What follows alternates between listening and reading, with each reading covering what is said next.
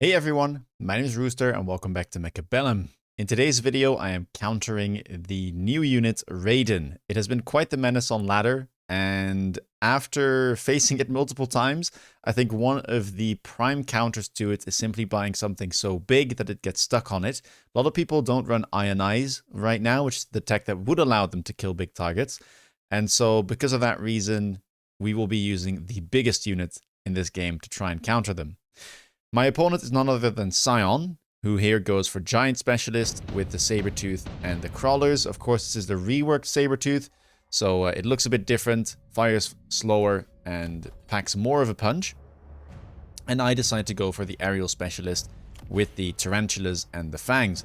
This is not a good matchup for me. This is probably one of the worst matchups you can get, at least as a Spider player, because obviously Sabertooth really likes fighting the Spiders. And the Spiders simply won't have the damage to be able to get rid of these. Luckily, I am an aerial spec, and so I'm trying to make up for the fact that I have a bad matchup here by going for a Phoenix on round 1, which I can do because of the free unlock cost. You'll see me play aggressively here. There is maybe something to be said for me trying to play this defensively to try and avoid a headbutt, because as you can see, this is not going to be a good time for my Spider. Sadly, we are right in front of one another, and yeah. My one saving grace, the silver lining, is that my opponent doesn't have anti-air to begin with, has to buy those arc lights because Sabertooth cannot shaft clear for itself. And yeah, I go double Fang here in the front, and I go a third one in the back to try and protect against potential cheeses later on. I didn't really feel like I needed the Fang up front. 2 there was enough, so I was willing to use this in the back, and at least I'll have some protection for the back flank already in place. Now we can speed things up here a little bit as the Fangs help out to clear those Crawlers, but it's just going to be my 2 Phoenixes remaining alive, but at least I saved myself some hit points, because otherwise this would not have been a good round at all. Round 2, Wasp Swarm shows up. My eye goes immediately to that drop. It is very hard to deal with, and a logical pickup for the both of us here. We can either try and play this aggressively or defensively. Quick teleports, maybe another consideration. Advanced missile device spec, not great. And Assault Scorpion, I think it's a bit too early for that. So, yeah, we'll probably just be using the Wasp Swarm here. Keep in mind, my opponent is a Giant spec, so I was expecting him to get into the Raiden as the new unit of the season, and also as a fantastic unit in headbutts, or at least aggro, from what I've seen so far. Opponent changing his mind. I did not see this, obviously, during the game, but wanted to try and play this offensively at first, and then thought again, and decided to play defensively to try and prevent a debuff from happening. Places 1 missile here on the left tower, and uses the Wasps on the right. Should be plenty to be able to stop this drop from getting a debuff. And just adds some more chaff and 1 more saber to the mix. I decide to add 1 more crawler in the back, a missile here against the potential wasps. These crawlers should distract the wasps and like pull them into the front so they don't go to my towers. Then I add another Phoenix for some extra DPS. As you may see though, my opponent here not buying sufficient anti-air, just buying the 1 Fang in front, and that instantly dies to one of my Spiders. Just a couple wasps remaining, but I very much doubt that that's going to be enough. Even with the debuff, wasps will still die to these Phoenixes in 1 shot. And so because of that, we can yet again win a round and save ourselves some hit points. Very happy with that, because I still don't think I'm in a particularly good spot when it comes to this matchup. But round 3, I think that my opponent was saving up because he didn't want to buy Marksman. He didn't want to buy Phoenix. His plan was to buy Raiden all along. And so why would you waste credits onto the other units when Raiden can clear anti-air, or clear air units rather, perfectly well itself? Goes for the portable shield here.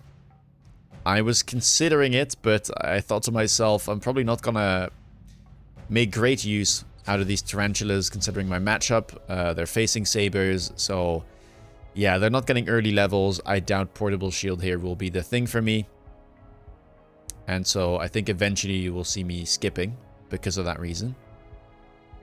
Opponent can either throw the portable shield on a saber or on the Raiden. I was expecting the Raiden, but it goes onto one of the sabers instead. And here I decided to pick a crawler, put it on the flank, try and get my opponent to at least respect the flank potential a little bit. Maybe with a debuff I'll be in a better spot. I level up one of my phoenixes for some more damage.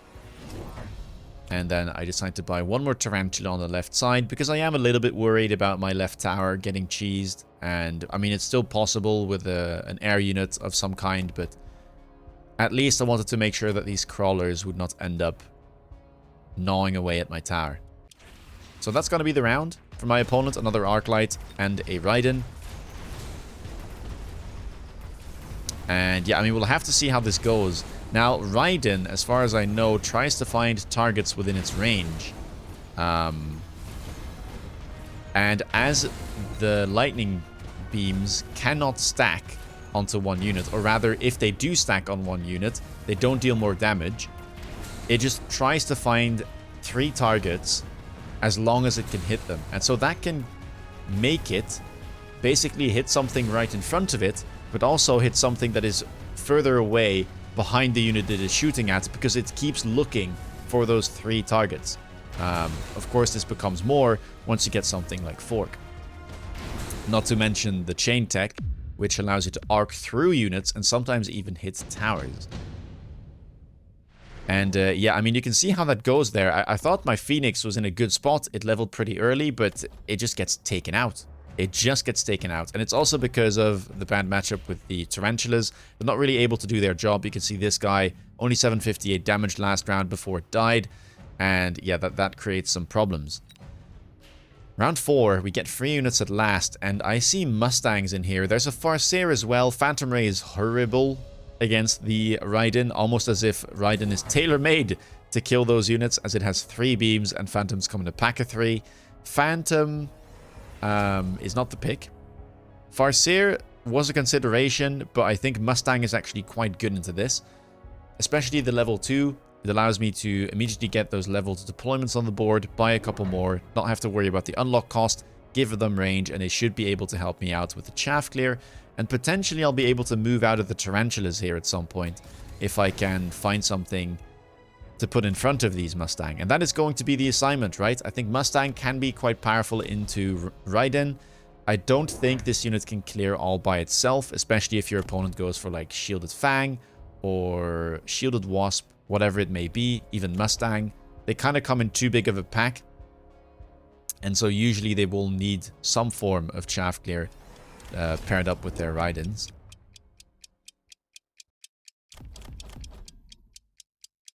Now,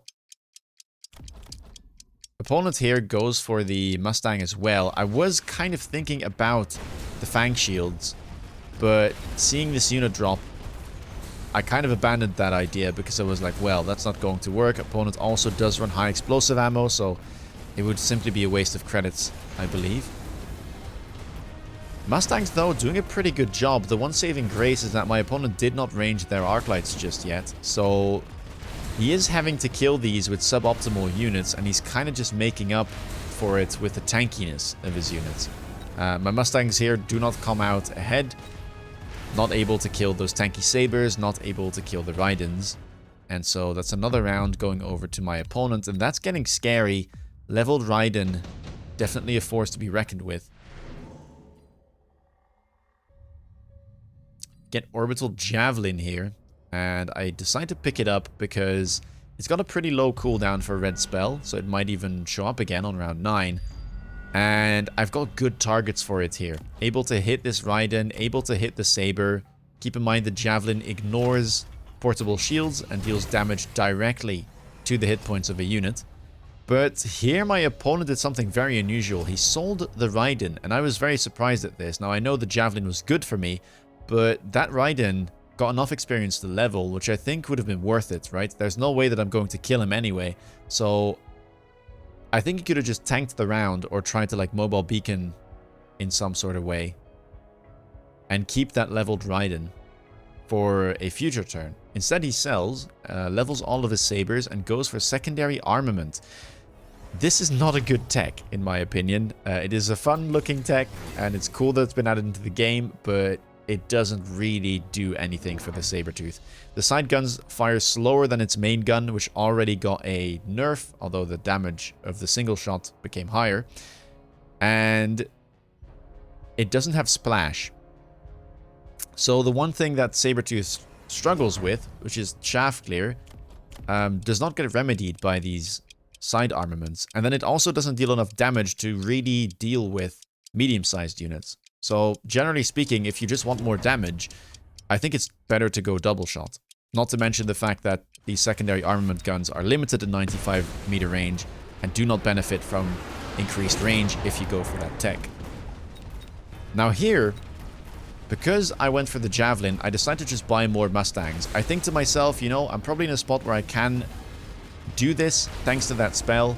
And even if I lose a round, at least I'll have my board of Mustangs ready, set to go. I won't have to worry too much. But because my opponent sells, and yeah, these side armaments are really horrible. They will kill one Mustang every 4 seconds. It's not great. But because of that, I'm actually able to potentially win this round by the looks of it. Although I say that, this does not look like a very favorable tower timing for me. Will we be able to finish off this Sabertooth? Oh, maybe we will. We killed enough of the Mustangs by the looks of it. And so yeah, we will manage to pick up a round on round 5. I'm very happy with this because this was a bit of a setup round for me. And I still have those completely useless tarantulas on my board. Round 6, we get a classic for the Stangs. The improved firepower control system shows up and is picked up. It's also very good on Raiden, so I understand that Sion picked this up. I level my 2 Mustang packs. And yeah, now we get more Raidens. And so you can see that my opponent now buys another one where the old one was. But this one is level 1 and doesn't have the experience for level 2. He's got a big one in the center though, and he gives them range. I think the main text that you see on Raiden is range, EMP, and then chain. I don't think fork is being clicked that much and is necessarily worth it. It seems like the chain effect is simply stronger, especially the way that it is able to arc towards the back line. And here I wasn't quite sure what my opponent was going to do. I mean, last turn he only had 1 Raiden left and they didn't have techs. So I wasn't too confident clicking aerial specialization right away because my opponent was a giant spec. So he could have just sold the Raidens and built something else. Instead, what I do is pick up AP kind of as a general anti-everything. And again, because I bought time last turn and I won, I was just sitting here like, well, I'm just gonna wait. Make sure that I build up my credits that I will get next turn.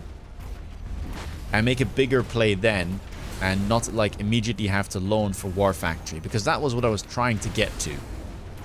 The biggest unit in the game. And the most healthy unit because my opponent doesn't run Ionize.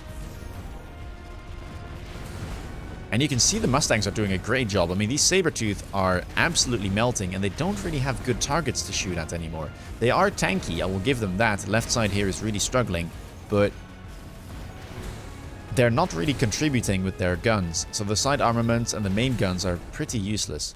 Now I do lose because I was being very greedy here, and the Raidens are now much more powerful with the level, the item, the range. But this is what I was waiting for, as we now get more free unit reinforcements. Here, I don't think I want Fortress. Typhoon is not good into Raiden in my opinion. It usually gets hit. Both of them usually get hit and it dies pretty fast. Fortress, kind of the same. I think it's too late. Level 1 Fortress against these Sabers would just give him a target that he would be able to kill. And yeah, Wraith into Raiden, I don't really see it. It's also hard to sell out of, so I go for the Steel Balls instead. I can sell out of them in 2 turns, and I can have a go at this tower here. So what you'll see me do is put a crawler in front. I use 3 spaces to make sure that at least if a missile is there, which there is, then my steel balls won't die to it as well. And then I try to beacon in. Looks like Sion is aware of the threat though and adds a fortress there in front of it. So I don't think we'll be able to get this debuff. However, this is kind of a side play. You know, I'm If I get the debuff, great. Otherwise, I can sell this next turn and get the full value of those 2 steel balls I got. But my main play is this elite recruiting factory and giving it armor enhancement for a 50% increase in hit points. And that's only for 100, by the way. That tech is so cheap, it is absolutely wild. And my hope here is that the Raidens get stuck, right? And it seems like that is kind of working. Of course, they are arcing. Again, they're trying to look for 3 targets, so you see them hit the War Factory with one of their lightning beams. And then they're hitting the other stuff with the rest. However, this does not look good at all, and suddenly my opponent manages to kill the factory.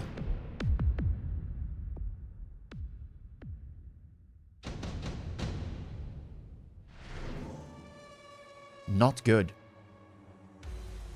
Now, I was really hoping I could win this round, but it doesn't quite seem to work out for me. And I think the main reason is that I did not have that aerial specialization available. I think if I click that, then I probably have the damage and that prioritized targeting to make sure that I do lock on to those correct targets. I sell out of my steel balls. My opponent sells out of, I think, one of the Sabertooth, but here goes for something that I didn't expect. Goes for the War Factory himself. Tries to just mirror what I was doing. And elite recruits a War Factory. Didn't have to pay the unlock cost, so he's got the benefit there with the giant spec. But I was really expecting a melter here, and I don't really know what I would have done into it. Instead tries to mirror, goes for the armor.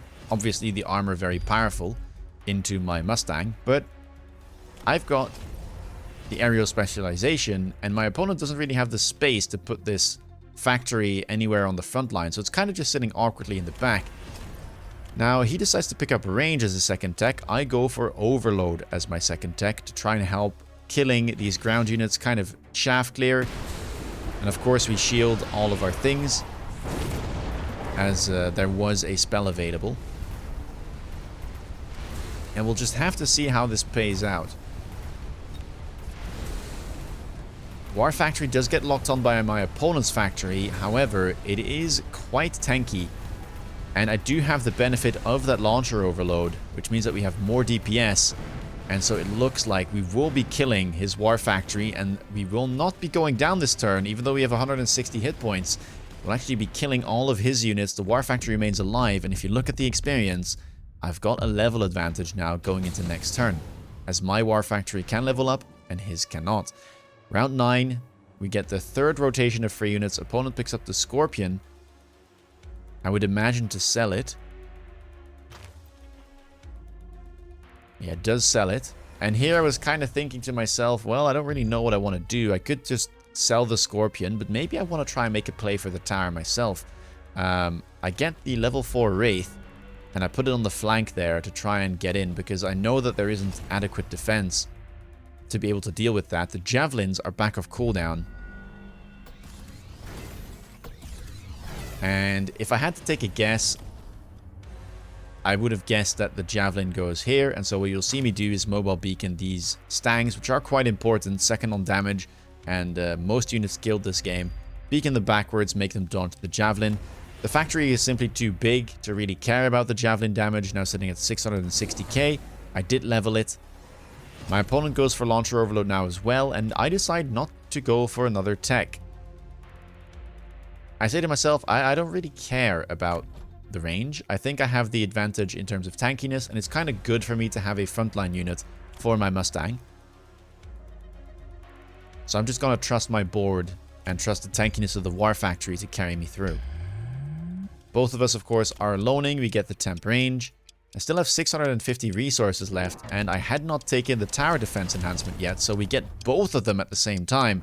And we just buy a bunch of more chaff. We have been selling out of the tarantulas, and now if you look at this War Factory, we went from 660 there to now 860k.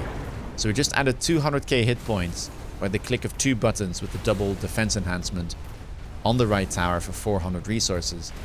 Wraith seems to do its thing, but not even looking at that. we are just winning without that flank doing its thing. Opponent here going for a cheeky Raiden flank by the looks of it. Doesn't really pay off, as it takes way too long for that Raiden to get in. He did click chain as well. I guess trying to help out the rest of his chaff clear killing the Mustangs, but they are getting a bit out of control here. I mean, look at all of these orange Mustangs. Triple tech, range, AP, and AA. Round 10. And, well, with Lightning Storm showing up, I have to pick it. My opponent, though, picks up the Acid Blast. And here I'm thinking to myself, well, clearly it didn't seem like range is that necessary. We did just fine last turn, so the tankiness is working. What will my opponent do to try and kill this? Well, he would pick something like the Acid, or he would click EMP on the Raiden. This is quite common in the late game. Raiden with EMP is very strong, especially because of that chain mechanic, kind of hitting backline units, and they will get EMP'd by that as well. And so I decided to click Photon, because with Photon, I am 30% tankier still. And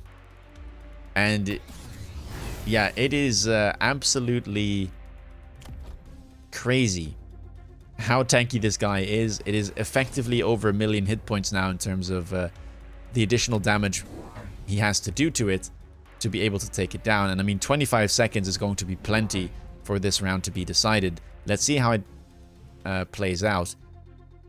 Wasps are available again as well, and I thought to myself, my opponent might be disrespectful here because he leveled that tower and not expect the wasps there. Instead uses the wasps on the right side, and so my wasps are going to go for that tower. It will take a while for that tower to go down, but it will fall eventually, and level 2 tower still gives 7 seconds of debuff. And yeah, you can see the acid did land and the EMP was clicked, but it is to no avail, as I now have this massive photon factory powering through and getting me the win on round 10. I was quite happy with how this game turned out because I thought the early game was definitely not favored for me, and I didn't see how I would make use of those tarantulas. We didn't invest too much in them. We kind of got through the early game by winning some rounds thanks to the air, which helped, and then we picked up those Mustangs and transitioned into a different composition altogether. You can see that I sold out of 2 out of 3 tarantulas there.